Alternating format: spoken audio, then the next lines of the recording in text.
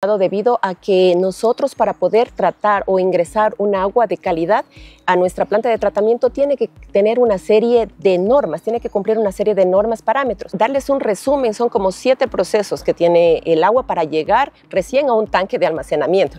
Ya aquí asimismo tenemos lo que son parámetros igualmente de color, turbidez, pero mucho más reducidos, o sea, por decir, en el agua cruda nos permiten un color real de hasta 75 unidades de platino cobalto, o sea, un poquito oscuro, un poquito café, ya. Pero ya en un agua potable tiene que estar completamente transparente, nos permite hasta un máximo de 15 unidades de platino cobalto, una turbiedad de máximo hasta 5 unidades decibelométricas de turbiedad, o sea.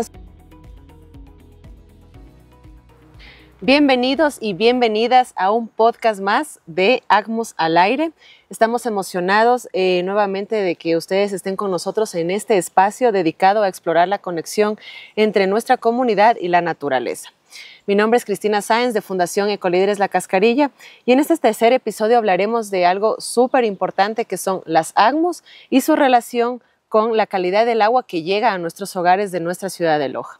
Además, conoceremos que gracias a la conservación de los bosques y las cuencas dentro de las mismas aseguramos un agua más limpia y de igual manera mejorando la salud de los lojanos. Entonces, queremos también expresar un agradecimiento al Jardín Botánico Reinaldo Espinosa pues, por brindarnos este entorno privilegiado para grabar, ya que su compromiso a la conservación es una inspiración para seguir trabajando por nuestro medio ambiente. Para el programa de hoy nos acompaña la ingeniera Rocío Minchala de la Unidad Municipal de Agua Potable y Alcantarillado de Loja, UMAPAL. Así que, ingeniera Rocío, bienvenida a este espacio de comunicación. Muchas gracias, Cristina. Buenas tardes con todos. Yo realmente les agradezco por habernos tomado en cuenta a nosotros, la Unidad Municipal de Agua Potable, para poder explicar un poquito de la labor que nosotros realizamos. Muchas gracias, Rocío. Más bien, para nosotros es un honor que nos acompañen en este espacio para difundir todo lo que ustedes hacen dentro de esta unidad. Entonces, Rocío, ¿le parece que empezamos también ya con las preguntas? Entonces, la primera sería, ¿cómo explicarnos que el agua que consumimos de Loja está relacionada a la conservación de las ACMUS? Ya. Está estrechamente relacionado debido a que nosotros, para poder tratar o ingresar un agua de calidad a nuestra planta de tratamiento, tiene que tener una serie de normas, tiene que cumplir una serie de normas, parámetros. Eso nos exige el TULAS. ¿Qué es el TULAS? Pues es un texto unificado de legislación del medio ambiente. Dentro de este nosotros tenemos unas normas que se rigen a nivel de todo el Ecuador.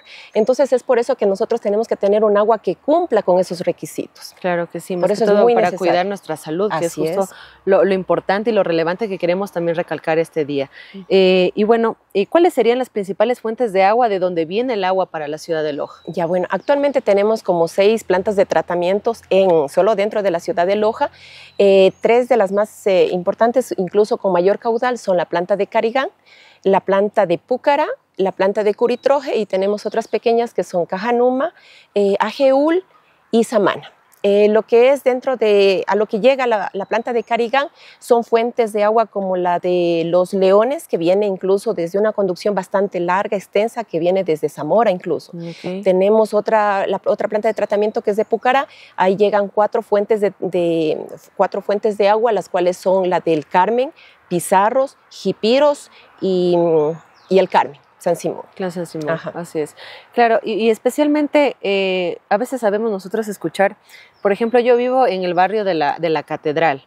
¿De dónde cómo yo puedo ver de dónde viene el agua? ¿De qué cuenca puedo saber, por ejemplo, en mi caso? Ya, estas plantas que les mencionaba, la planta de Carigán, Pucará y Curitroje, abastecen a determinados sectores, cada una de ellas. Por ejemplo, la que es la planta de Carigán abastece a todas las zonas periféricas y más altas, porque es una planta justamente que es bien alta. Entonces, por medio de gravedad, ya nosotros llegamos a esos barrios. Los barrios de ahí, por ejemplo, son los de Consacola. Bueno, tengo un listado que es bastante largo, solamente como para darles un pequeño resumen.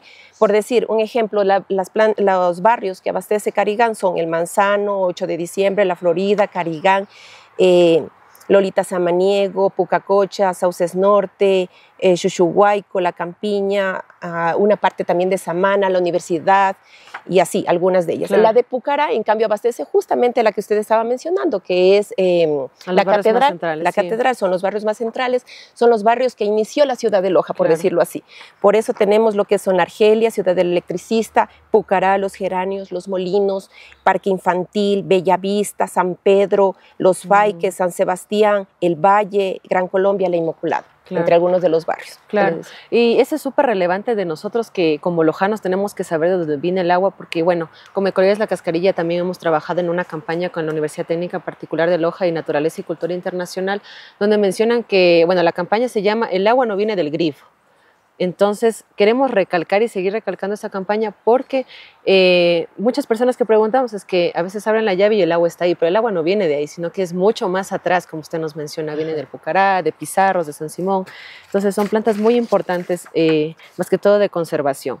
Ahora, vamos al siguiente paso. Ya sabemos de dónde viene el agua. Ahora, ¿cuál es el proceso que pasa el agua, que por ejemplo de las plantas de captación hasta llegar a nuestra llave de agua de la casa? Ya, darles un resumen, son como 7 procesos que tiene el agua para llegar recién a un tanque de almacenamiento, ni siquiera a la red de distribución.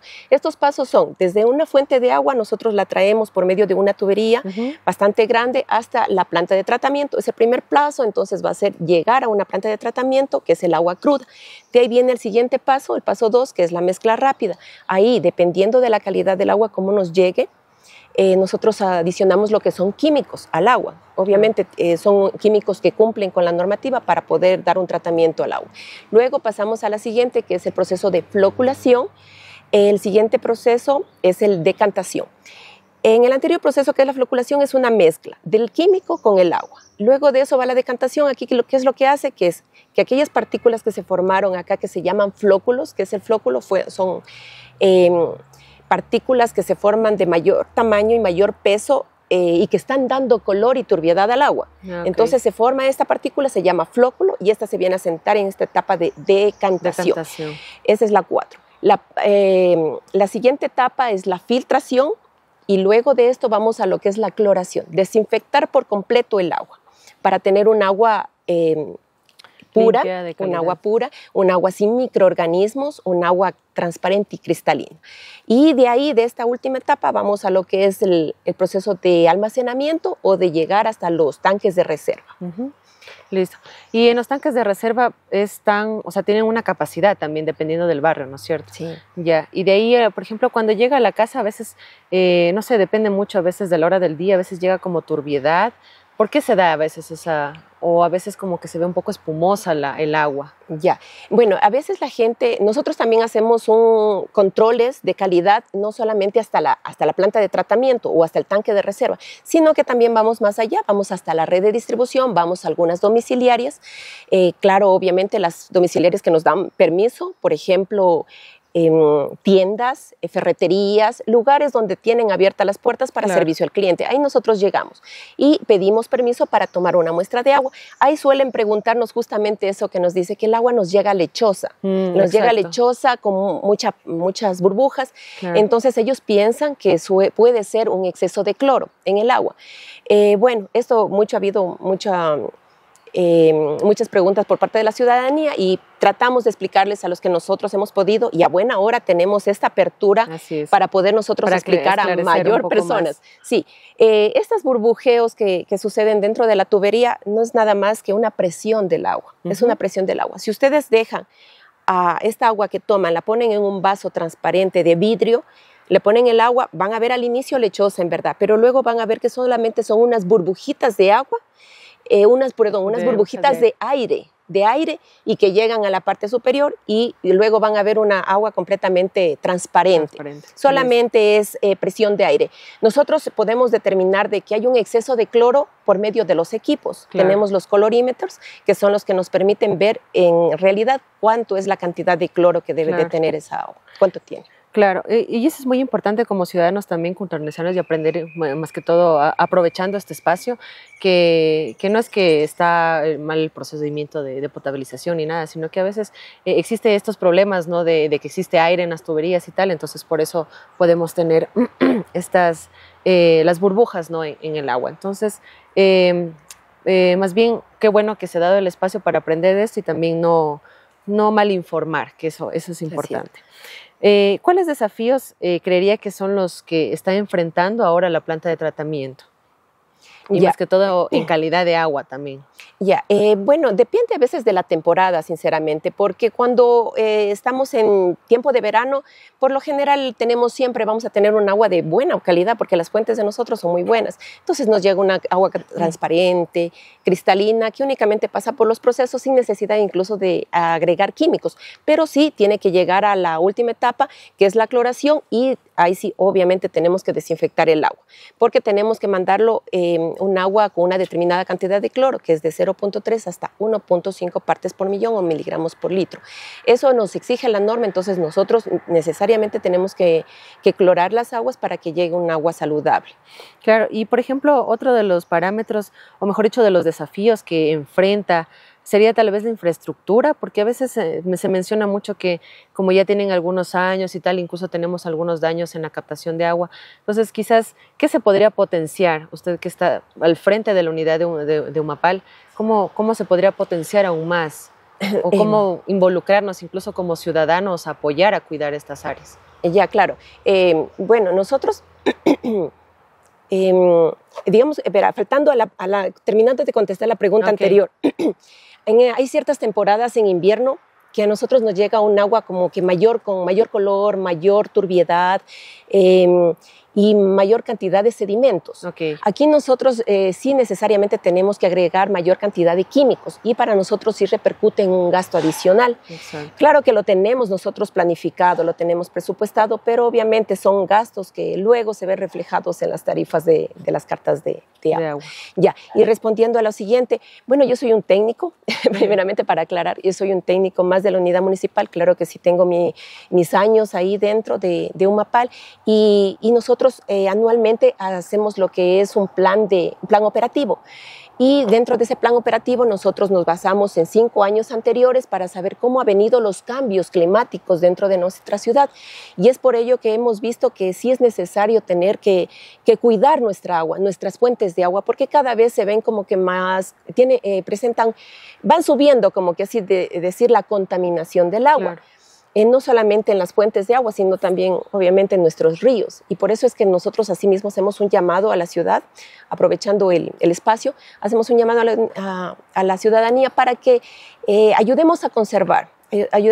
Lo podemos hacer, está dentro de todas nuestras manos, porque el hecho de sembrar un arbolito, el hecho de no botar basura al agua, de no estar botando desperdicios al agua en nuestros ríos. Claro. Eso ya es dar un granito de arena y nosotros apoyar para que nuestras fuentes de agua sean más conservados y no solamente utilizar nosotros, sino nuestras futuras generaciones. Así es. Este es un recurso totalmente indispensable para nosotros, incluso en tiempos de estiaje, a veces cuando hay cortes de agua y todo es totalmente un caos, yo lo diría así, porque cuando no tenemos agua... pues así sucede, pues. Sí. Y bueno, ¿qué parámetros? Nos mencionaba que existe el TULAS. Sí. El TULAS, ¿qué parámetros de calidad ustedes analizan para tener una buena calidad de agua, aparte del cloro que ya nos mencionó? Bueno, nosotros manejamos algunas normas dentro de ellas para lo que son aguas crudas, son el TULAS, es el texto unificado de legislación y del Ministerio del Ambiente. Bueno, aquí nosotros tenemos lo que son unos criterios de calidad que tiene que cumplir el agua cruda para nosotros poderle ingresar a una planta de tratamiento. Ahí vemos lo que es el color, la turbiedad, el pH, la conductividad, nitritos, nitratos y una serie de parámetros que tienen hasta ciertos límites que pueden tener ellos para nosotros poderle ingresar a una captación. Luego de eso nosotros tenemos ya cuando eso es al inicio, recién un agua cruda. Y luego cuando nosotros ya vamos a enviar el agua hacia los domicilios, ya el agua que tenemos en nuestros tanques de almacenamiento, en cambio tenemos esta otra norma, que es una norma INE, la norma INE en 1108, que es asimismo es una norma ecuatoriana que tiene que ser cumplida obligatoriamente por nosotros para poder dar el servicio de agua y tener incluso los permisos de funcionamiento. Ya aquí asimismo tenemos lo que son parámetros igualmente de color, turbidez, pero mucho más reducidos, o sea, por decir, En el agua cruda nos permiten un color real de hasta 75 unidades de platino cobalto, o sea, un poquito oscuro, un poquito café.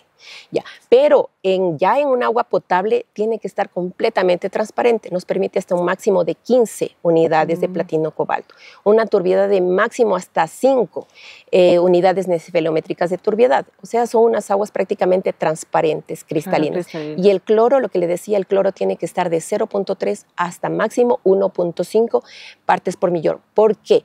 Porque si nosotros damos también un agua demasiado clorada, tenemos el problema de que se nos pueda caer el cabello, de que si nos lavamos la cara, de que se nos enrojezca la piel, de tener problemas gastrointestinales en el momento de beberla, cosas así. Entonces no podemos ni tener ni máximo ni mínimo. Mínimo, ¿por qué tampoco no podemos tener menos de eso? ¿Por qué? Porque puede existir algún grado de contaminación. Claro. Y en la parte, por ejemplo, eso está basado en, o sea, la pregunta sería, dependiendo de estos parámetros, también depende de cómo se capta el agua y de la conservación que se tiene alrededor de las cuencas, ¿no es cierto? Claro. De las plantas de captación. Entonces, por eso es lo importante de conservar y más que todo, proteger y reforestar también las cuencas hídricas. Bueno, ¿qué tecnologías se utilizan para garantizar esta calidad del agua? Ya, bueno, al menos en las plantas ahí tenemos alguna serie de plantas. Dentro de estas plantas tenemos equipos, asimismo equipos en tanto al ingreso como a la salida del agua. Estos equipos son, como por ejemplo, son turbidímetros que se los ven in situ, o sea, cuánto está pasando de turbiedad en esa agua en el momento. Asimismo tenemos macromedidores y tenemos otros equipos que también es en el laboratorio. Tenemos también equipos de campo. Los equipos de laboratorio tenemos muchísimos mejor dicho, y todos estos tienen una actualización. Cada vez los vamos actualizando porque obviamente la tecnología ya sabe que cada vez mejora. Entonces tenemos estos equipos que tienen que estar anualmente calibrados y con mantenimiento. Claro. Entonces, bueno, también que conozca la ciudadanía que lleva todo este proceso de la potabilización de agua potable, lleva todo un proceso. Así no es. Solo parte que cogen el agua de las partes altas, sino que hay un proceso de técnicos, de análisis y más que todo de todo lo que es la legislación. Bueno, avanzando un poquito más, hagamos una pausa publicitaria. Queremos agradecer al Jardín Botánico Reinaldo Espinosa, especialmente al doctor Geoffrey Aguirre, por brindarnos pues este espacio. Igualmente agradecemos al medio digital Primer Reporte pues, por ayudarnos en toda la producción de este programa. Y bueno, continuando, sí me gustaría conocer desde su experiencia, desde por ejemplo todos los años que usted ya está en Humapal, ¿cuál sería una historia memorable que nos pueda contar? Más bien podría decirlos como anécdotas. Ya la gente nos ha manifestado de que tiene problemas en la calidad del agua porque tiene un saborcito, un sabor, ¿ya? Y también otro problema era lo de la agua lechosa, pero bueno, ya lo explicamos. Ya sabemos que es solamente por una presión que se encuentra al turia. Y por cierto, esto suele ser más en los barrios altos. Nosotros hemos ido a los domicilios a ver la denuncia, por qué se debe, qué es debido. Y ha sido justamente de que están consumiendo el agua de la cisterna. Muchas de las veces que han tenido este problema de sabor en el agua es de que están consumiendo el agua de la cisterna. Nosotros hemos ido hasta ese lugar, aunque ya no nos compete. A nosotros nos compete solo hasta cuando llegamos el agua al medidor. Solo hasta ahí nos compete la calidad del agua. Más adentro ya le compete al usuario porque depende de la tubería que está utilizando, claro. Depende del mantenimiento y del uso que le estén dando también dentro de la cisterna. Entonces hemos visto que no le hacen una limpieza, un mantenimiento a la cisterna. Y eso debe de hacérselo cada 3 meses. Es recomendable hacer un mantenimiento de la cisterna, claro, porque por salud también. Sí, porque se suele llegar a tener unos sedimentos que a veces se nos ha pasado de las plantas de tratamiento. Entonces esos sedimentos se nos vienen a quedar abajo y es lo que da el mal sabor. Entonces tienen que necesariamente lavar estas cisternas a las personas que tienen. Y otro de las molestias que también ha tenido las personas es de que nos manifiestan de que están pagando mucho agua, ¿ya? Y esto se debe, bueno, a 3 razones se puede deber. Una de ellas puede ser de que le cambiaron de medidor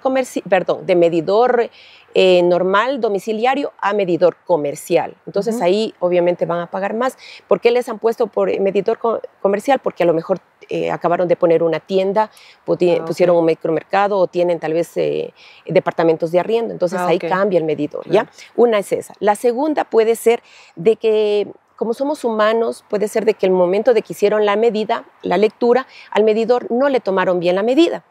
Y para eso ustedes pueden saber y darse cuenta de que si les han cobrado bien o no. Dentro de la factura aquí les indica el número de medidor y también les indica la lectura actual o la lectura anterior de que se encuentra en ese momento el medidor. Para eso también he traído un medidor para que sepan dónde se encuentran esos números, ¿ya? Entonces tenemos el número de medidor y la lectura actual y lectura anterior. Esto tienen que fijarse o tomar incluso una fotito para luego ir a hacer el reclamo en el municipio, en el área de Humapal, ¿ya? Bien, y aquí tenemos el medidor. Aquí tenemos el medidor, ¿sí? Miren, aquí está el número de medidor, porque también hay personas que tienen no solamente uno, sino varios medidores, entonces tienen que llevar esta fotito donde se vea el número de medidor y se pueda observar cuánto está la lectura. Esa es la lectura del medidor, ¿sí? Ya, entonces si ustedes revisan y está normal, está igual, entonces significa de que está bien la medida y ya se debe a otro caso. El último caso que pueda deberse de que está pagando mucha agua puede ser a una fuga de agua. Y eso, como también ustedes se pueden dar cuenta, luego del medidor siempre va a haber una cortadora. Ustedes cierren por completo la cortadora y fíjense de que esta se llama mariposa, le llaman, esta negrita no esté corriendo. Si ustedes ya le cierran el medidor, la cortadora, ya no debería correr esto. Si está corriendo significa de que hay una fuga posiblemente o que el medidor está dañado, ¿ya? Pero eso lo pueden hacer ya llevando el medidor. Bueno, eso ya es otro trámite, ¿sí? Pero al menos para que ustedes se den cuenta. ¿Sí? Y si sigue y si ya le han cerrado la otra cosa, también puede ser de que la cortadora esté dañada. Claro. ¿Ya? Pero si le sigue corriendo esto, y han cerrado ustedes todos los grifos de la casa, pero sigue corriendo esto, significa que ya tienen una fuga interna.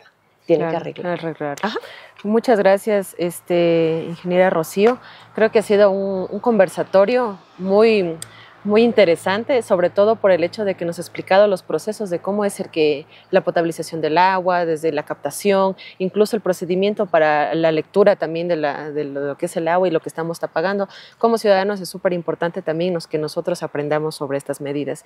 Ingeniera Rocío, sí me gustaría que para cerrar el podcast de hoy, pues un mensaje que le daría a usted a la ciudadanía, a los lojanos.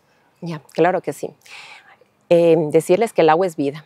El agua es vida y nosotros tenemos que saberla cuidar, conservar y mantener, no solamente para nuestra actualidad, sino para nuestros hijos, para el futuro de nuestros hijos o el futuro de nuestros familiares. Así que a cuidar el agua. Gracias. Listo. Muchísimas gracias, ingeniera Rocío. Ha sido un gusto tenerle en este podcast. Igualmente esperamos seguir teniendo pues este contacto también con ustedes, seguir aprendiendo nosotros también como Ecorías La Cascarilla y seguir protegiendo pues nuestro recurso tan importante que es el agua. Entonces, muchas gracias a todos. En este episodio pues hemos explorado la importancia de conservar nuestras fuentes de agua, la importancia de todo el proceso que hay detrás de la conservación y de la potabilización. Igualmente sigamos apoyando estas iniciativas y compartamos esta información que es súper importante para nosotros educarnos, que es parte fundamental también de lo que es la educación ambiental.